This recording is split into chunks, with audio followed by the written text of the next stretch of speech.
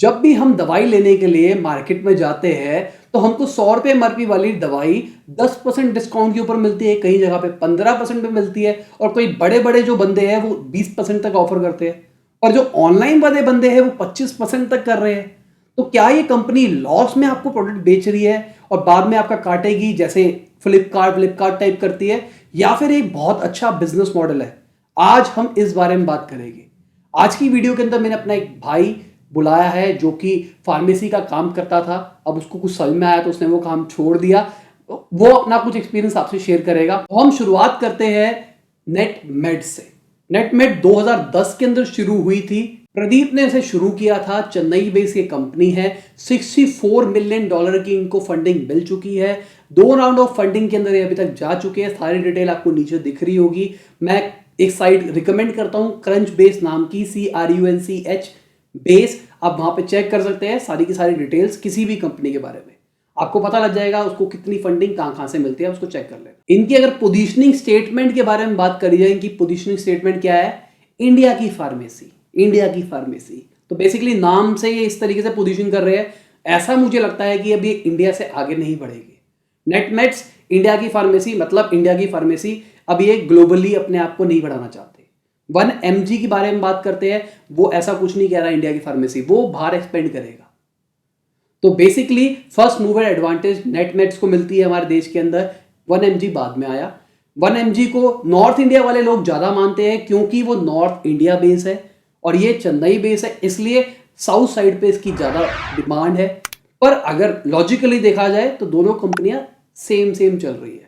बड़ी कंपनी जिसको ज्यादा फंडिंग मिल चुकी है वो नेटमेड्स है, इसलिए मैं नेटमेड के बारे में बात कर रहा हूं। तो वेंचर राउंड के अंदर इनको फंडिंग मिली है। सबसे पहली 50 मिलियन की मिली थी 2015 के अंदर, उसके बाद 2017 के अंदर इनको बची हुई मिली। तो बेसिक सी कहानी है इनकी फंडिंग की। उससे पहले ये अपने पैसों के ऊपर ऑपरेट कर रहे थे, या अगर मैं कहूंगा उससे पहले ये ढंग से एक्सपेंड नहीं कर पा रहे थे। ये हिट एंड ट्राई करके देख रहे थे हम अपने बिजनेस मॉडल को किस तरीके से परफेक्ट बना सकते हैं। तो अगर आप इनकी साइट के ऊपर जाते हो तो आप देखते हो कि भाई बहुत सारे ऑफर्स चल रहे हैं। 15%, 25%, 35% तक डिस्काउंट ऑफर कर रहे हैं, जिसके अंदर कुछ पैसा नेटमेड्स के फंड्स के अंदर आएगा, जिसको इन्होंने नेटमेड्स सुपर कैश कहा है। अब भाई ये चीज होती क्या है? ये स्ट्रेटेजी होती है बेसिकली। इसको आप अपने बिजनेस के अंदर भी अप्लाई कर सकते हो। उससे क्या होता है, अब मान के चलो मैंने नेटमेड से कुछ मंगाया, मुझे 10% का कैशबैक मिला, पर वो नेटमेड्स की ऐप के अंदर ही मिला। अब मुझे उसको रिडीम करने के लिए, उसको मतलब यूटिलाइज करने के लिए मुझे नेटमेड से फिर से खरीदना पड़ेगा, फिर मुझे कैशबैक नेटमेड के अंदर ही मिलेगा। तो इस तरीके से मैं उनका एक रेगुलर कस्टमर बन जाऊंगा। कुछ टाइम के बाद मुझे कैशबैक नहीं भी देंगे तो मुझे आदत हो जाएगी एप्लीकेशन यूज करने की और मैं उनका एक अच्छा कस्टमर बन के रह जाऊंगा। तो ये स्ट्रैटेजी होती है। आप अपनी अगर कोई ऑनलाइन बेस्ड कोई काम कर रहे हो या फिर आप कोई रिटेल चेन भी चला रहे हो, कोई भी बिजनेस कर रहे हो, लॉजिकली सोचने की कोशिश करना आप इस तरीके से कैसे कर सकते हो। 100 रुपए का कूपन दिया, अगली बार जब आप हमसे परचेज करोगे तो इस 100 रुपए को रिडीम कर सकते हो। बहुत बार अमेजोन से आपने मंगाया होगा, आपको 100 रुपए का कूपन मिलता है। वो सारी की सारी स्ट्रेटेजी यही है। तो चलिए अब हिमांशु से इंटरव्यू में समझने की कोशिश करते हैं किस तरीके से पूरा फार्मास्यूटिकल इंडस्ट्री चलती है। 2 तरीके की मेडिसिन होती है, एक जेनरिक और एक एथिकल। जेनरिक पे यार मार्जिन डिपेंड करता है लमसम 30 to 70% के अराउंड, और जो एथिकल होती है उसमें होती है 20 to 30%। अगर आप यही डिस्ट्रीब्यूटर से देते हो तो विद बिल वाला माल, और अगर विदाउट बिल लूंगा तो? विदाउट बिल लेगा तो यार जो एथिकल है, जो नॉर्मल दवाई होती है उन पे आ जाता है अप्रॉक्स 4-5% बढ़ जाता है।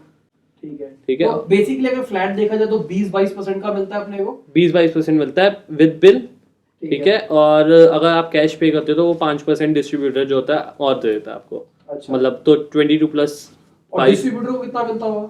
डिस्ट्रीब्यूटर को यार 22 पे 10 प्लस कर ले, तो मतलब 32 के करीब, 32 33 ऐसे मिल जाता है। 35 भी मिल जाता है कई बार उन्हें। अच्छा, अगर बड़े ब्रांड है वो 35 तक देते होगे तेरे हिसाब से?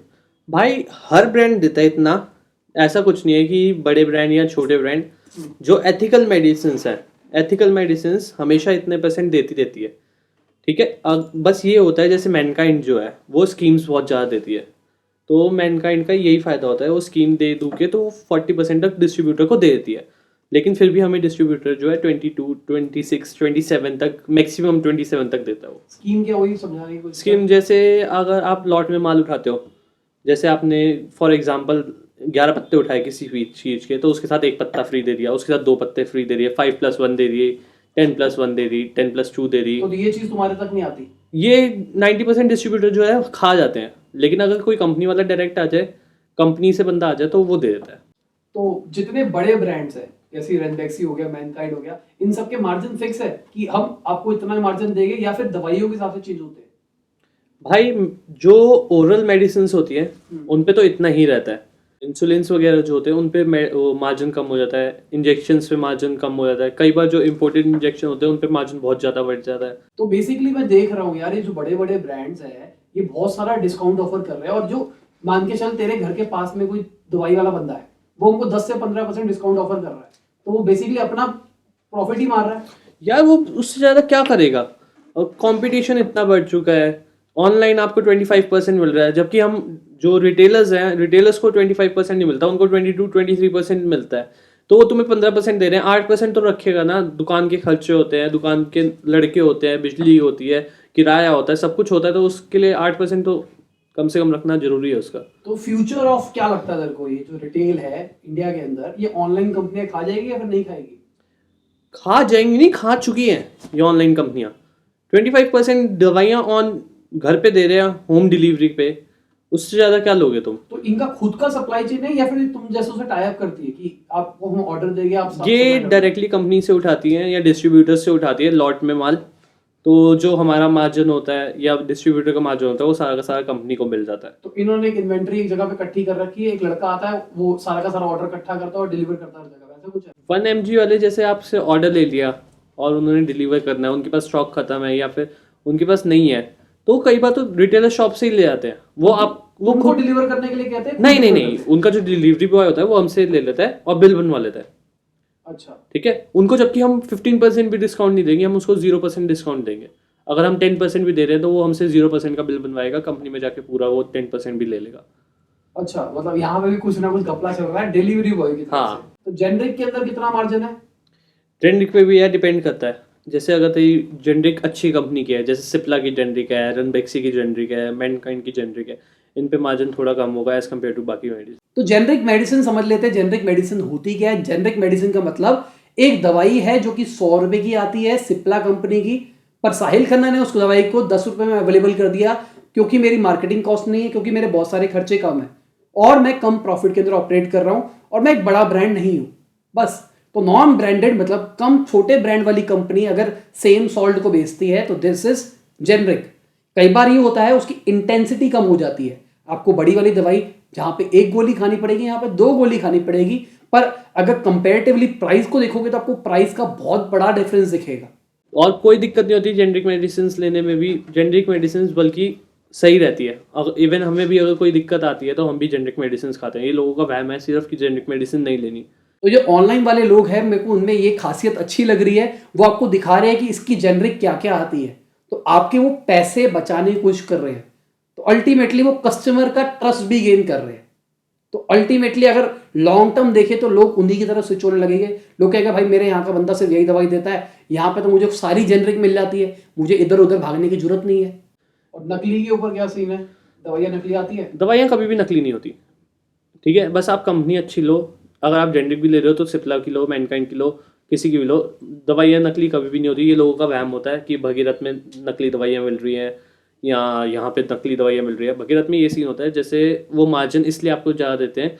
जैसे पंजाब से कोई मेडिसिन है, पंजाब में ये स्कीम चल रही है, जैसे 5+1 में या 10+1 मिल गई डिस्ट्रीब्यूटर को, तो वो जो है पंजाब से दिल्ली में ले आते हैं। जो रेट का डिफरेंस होता है या कुछ भी डिफरेंस होता है, तो उसकी वजह से उनके पास मार्जिन ज़्यादा मिल जाता है। दवाइयाँ कभी नकली नहीं होती अगर आप ढंग की कंपनी ले रहे हो और एक्सपायरी वगैरह चेक करके ले रहे हो तो। मैंने आपको कई बार बताया है कि आपको ब्लू ओशन के अंदर काम करना है। अगर आप ब्लू ओशन के अंदर काम करोगे तो कभी जिंदगी में दिक्कत नहीं आने वाली। अब आप फार्मेसी का बिजनेस कर रहे हो, आप अभी भी ब्लू ओशन के अंदर आ सकते हो। जैसे कि नाथ ब्रदर्स करके एक बंदे हैं सीपी के अंदर, दिल्ली के अंदर। अब उनके बारे में जानते हैं इससे। भाई नाथ ब्रदर्स के बारे में बताइए।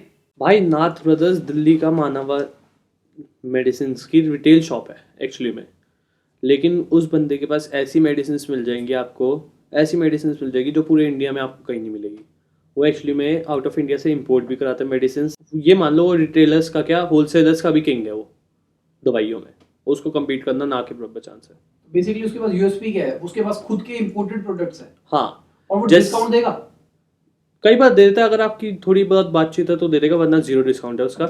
और जैसे आप कोई दवाई है, जैसे सिप्ला की फॉर एग्जांपल कोई भी XYZ दवाई है, वो इंडिया में नहीं आई अभी और आउट ऑफ इंडिया आई हुई है, तो वो वहाँ से इंपोर्ट करा के आपको दे देता है। उसके पास हमेशा पड़ी रहती हैं इंपोर्टेड दवाइयाँ।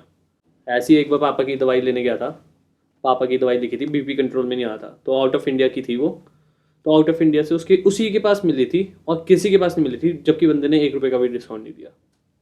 तो फिर वो दवाई स्पेसिफिकली वही दवाई चाहिए थी तेरे को और कोई नहीं चाहिए थी? स्पेसिफिकली वही दवाई चाहिए थी और कोई नहीं चाहिए थी, क्योंकि पापा का बीपी कंट्रोल नहीं आ रहा था किसी भी दवाई से, सिर्फ उसी दवाई से कंट्रोल में आया था और किसी से नहीं।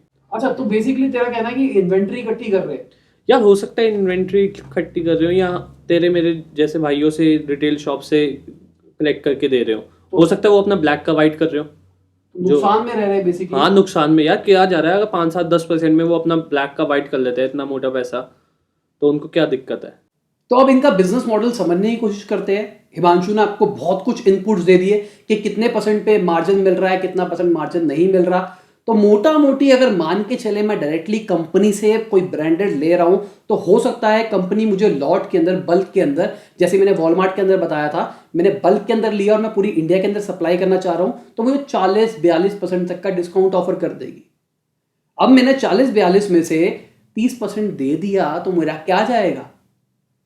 और मेरे को पता है कि मेरे ऑपरेशन कॉस्ट ज़्यादा नहीं है। ये जितने रिटेलर हैं उनका खर्चा बहुत ज़्यादा आता है, क्योंकि उनको दुकानें खोलनी पड़ती है, बंदा रखना पड़ता है, 36 टेंशनें पालनी पड़ती है। पर यहाँ पे आपके वो खर्चे नहीं है, आपने एक ऑनलाइन बिल्ड कर दिया इकोसिस्टम, वहीं से ऑर्डर आ रहे हैं, वहीं से सप्लाई हो रहा है, बस आपको एक बंदे को पैसे देने हैं जो कि डिलीवरी करेगा। लॉजिकली देखा जाए प्रॉफिटेबल बिजनेस है और ये प्रॉफिटेबल रहेगा और बहुत बढ़ता जाएगा। मैं कह रहा हूँ 5% पे भी ऑपरेट करेंगे तो भी बहुत ज़्यादा प्रॉफिटेबल रहेगा। मैं आपको एक आंकड़ा बताता हूँ, 1,12,000 करोड़ की हमारे देश की इकोनॉमी है मेडिसिन के ऊपर। तो अगर इसका सिर्फ आप 10% ही स्टेक रख लोगे और उस 10% स्टेक से सिर्फ 5% ही कमाओगे, तो आप अल्टीमेटली प्रॉफिट में आ जाओगे। तो this is a profitable business model. बहुत टाइम से लोग मुझसे पूछ रहे थे कि इसके ऊपर बताओ। मैं चाहता था हिमांशु आए, वो कुछ इनपुट दे। मेरे को पता था मैं बना सकता था वैसे ही वीडियो, पर मैं कुछ अलग तरीके से बनाने की कोशिश कर रहा था। तो हिमांशु आया, मैंने उससे शूटिंग करी, उसके बाद मैं इसकी बाद में वीडियो शूट कर रहा हूँ, उसके बाद रिकॉर्ड करके आपको दे दूंगा। तो ठीक है दोस्तों, इसी के साथ ये वीडियो खत्म होती है। आशा करता हूँ आपको अच्छी लगी होगी। कोई दिक्कत है कमेंट में पूछ लेना, लाइक शेयर कर देना यार, शेयर करना इसके लिए तो बनता है, बहुत मेहनत करी है। लाइक तो कर देना, लाइक नहीं करोगे तो पाप लगेगा। सब्सक्राइब नहीं किया तो सब्सक्राइब करो, साथ में घंटी दबाओ, आपको हमारी ऐसी वीडियोस मिलती रहेगी। हर वेडनेसडे हम बिजनेस मॉडल को कवर करते हैं। बाय, गुड नाइट, शब खैर, खुदा हाफिज, गुड मॉर्निंग, गुड आफ्टरनून, जब भी आप वीडियो देख रहे हैं।